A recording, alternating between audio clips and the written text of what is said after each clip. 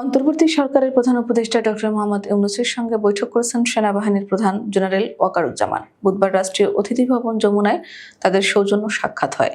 আন্তঃবাহিনী জনসংযোগ পরিদপ্তর থেকে জানানো হয়, বৈঠকে দেশের সামগ্রিক নিরাপত্তা পরিস্থিতি এবং সেনাবাহিনীর চলমান কার্যক্রম সম্পর্কে প্রধান উপদেষ্টাকে অবহিত করেন সেনাপ্রধান। পাশাপাশি দেশের উন্নয়ন ও স্থিতিশীলতার জন্য সেনাবাহিনীর গৃহীত বিভিন্ন পদক্ষেপ নিয়েও আলোচনা করেন। আলোচনাকালে সেনাপ্রধান তার সাম্প্রতিক সেন্ট্রাল আফ্রিকান রিপাবলিকে সফরের বিষয়ে প্রধান উপদেষ্টাকে অবহিত করেন। ওই সফরটি দুই দেশের মধ্যকার সম্পর্ক উন্নয়ন ও সামরিক সহযোগিতা বৃদ্ধিতে সহায়ক ভূমিকা রাখবে বলে সেনাপ্রধান আশাবাদ ব্যক্ত করেন।